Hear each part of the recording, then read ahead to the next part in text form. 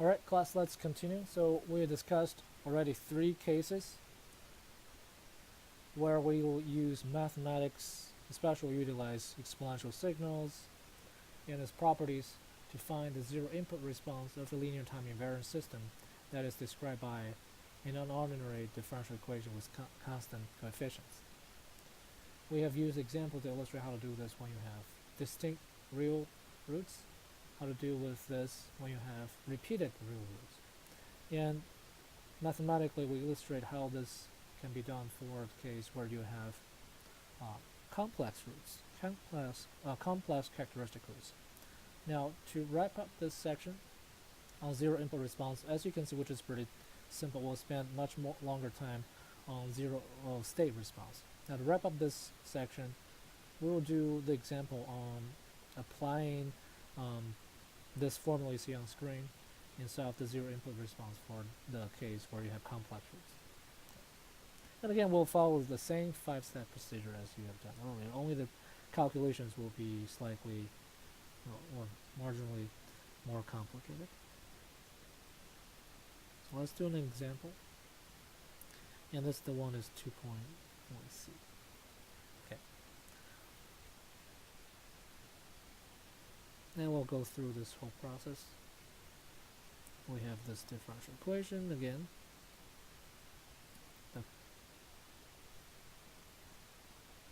For zero input response, whatever on the right hand side isn't really critical. But we do need initial condition, so I put initial condition here. For 2.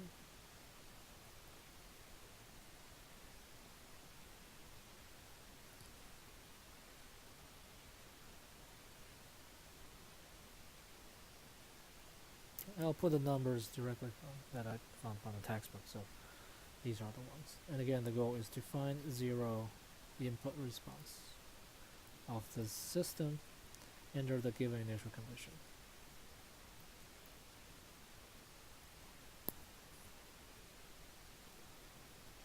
So how do we deal with this 5-step procedure as I reiterate multiple times? First, find your characteristic equation.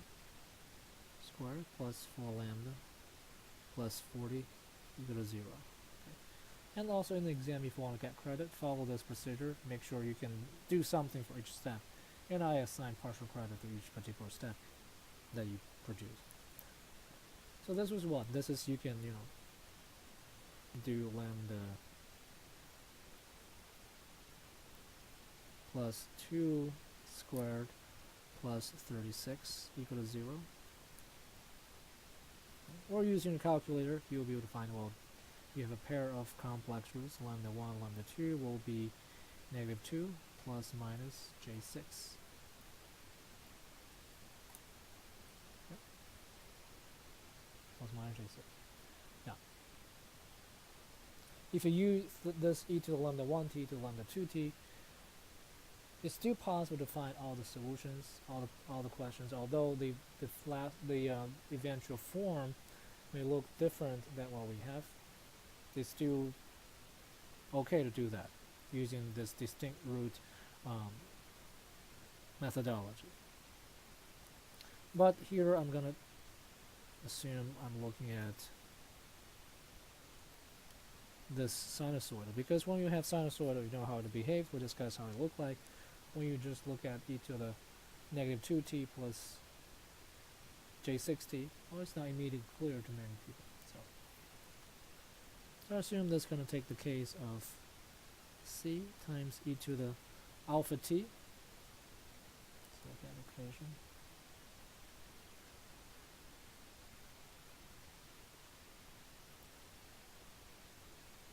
So e to the alpha t should be negative 2t times cosine beta t. Beta is the imaginary part of your complex root. You can choose any one of them, 6 or minus 6, doesn't really matter. So I choose the simple one, the positive one, plus theta. And now, as we know, we need to solve for c, and we need to solve for theta, both using the initial condition provided here. And when you're dealing with sinusoidal signals, make sure you know um, when does cosine or sine take positive values or negative values. This will be very important coming into this chapter and also chapter 3. Okay, so step number 4, plug in your initial condition. When y is equal to 0, so you have c times e to the 0 will be 1 times cosine e is 0, so 60 will be 0, so plus just cosine of theta equal to 2.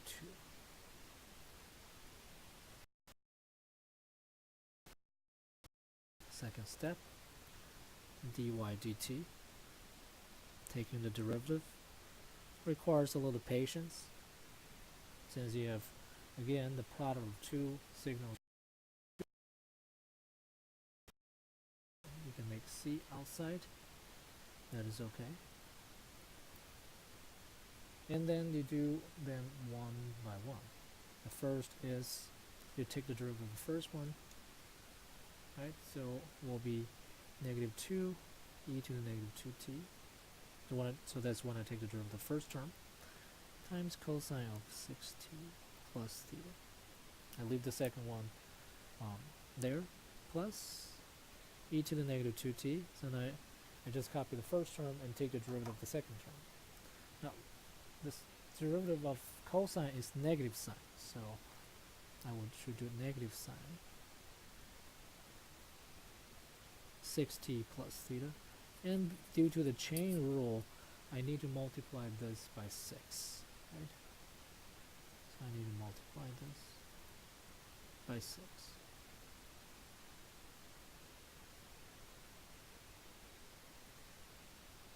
And this has to be valued at t equal to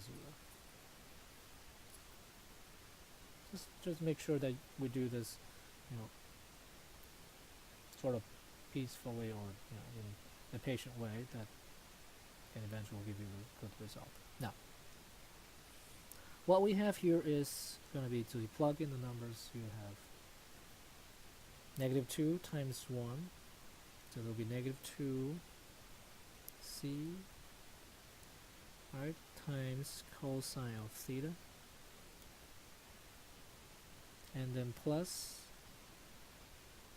I want to do plus, but I will see this negative sign again, so it will be negative.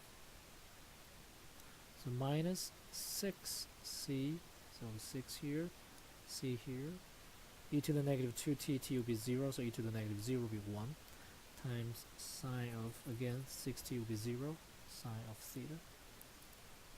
This will be equal to, that's what we have above, 16.78, sorry.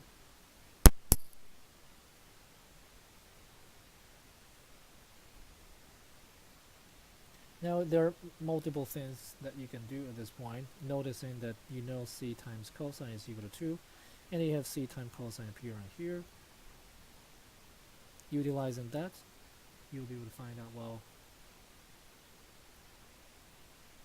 minus 4 minus 6 c sine of theta will be 16.78, right? Just replace c times cosine theta with 2, which is obtained right here. And moving around the terms, this will give you what? This will give you c times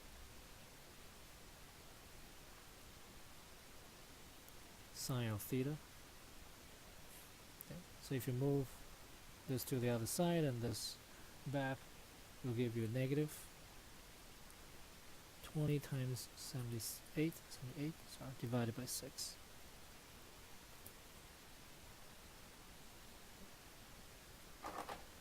You can just move negative 4 to the other side and divide everything by negative 6.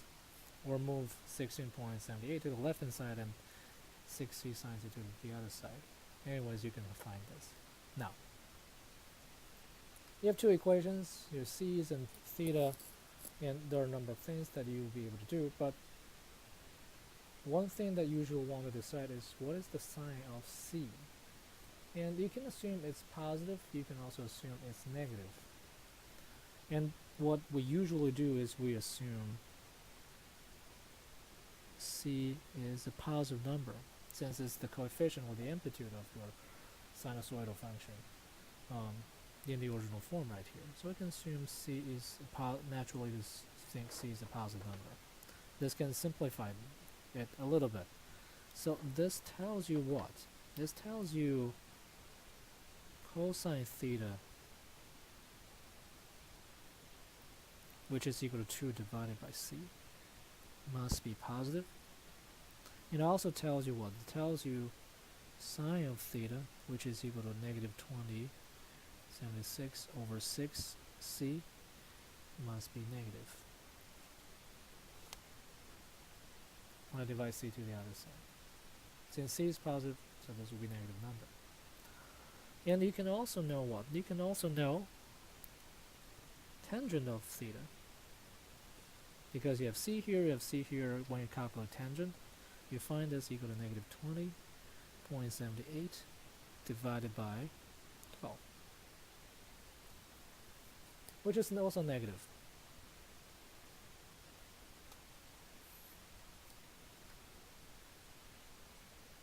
Right, so when you know this tangent, it's natural to think theta is equal to the inverse tangent of negative 20.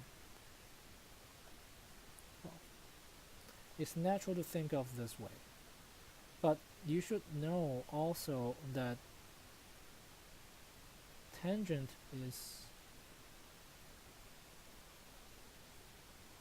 periodic with period equal to pi. So it's also possible to equal to this plus pi. Which one's correct? You need to figure out based on the sign of cosine and sine. Okay.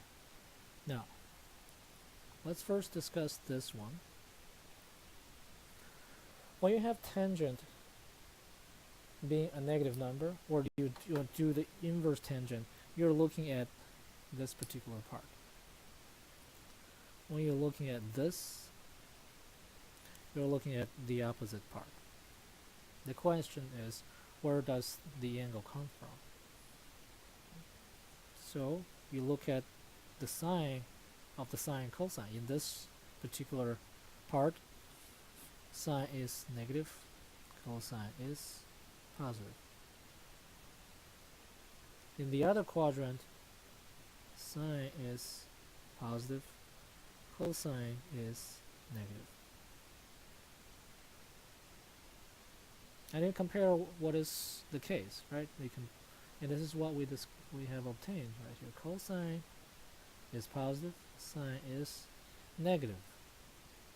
And when you have this is exactly what you obtain. If you happen to have the opposite, for instance, if you assume c is the negative number, then the other quadrant should be the case. But if this is the one, we know that this is incorrect in this case, and this is correct.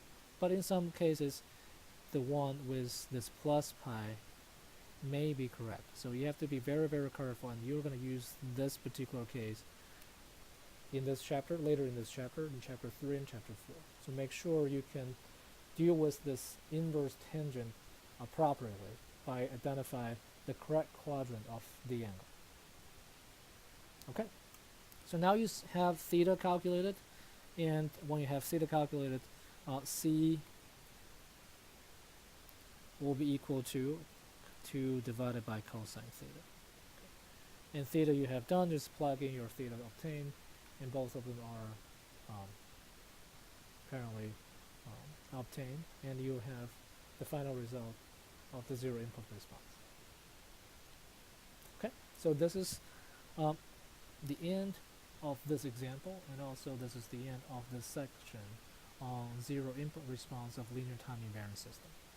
In the next video, we'll start discussing the other part of the total response, which is the zero state response, meaning we assume all initial conditions are 0, and you will have the external input signal f of t driving the response.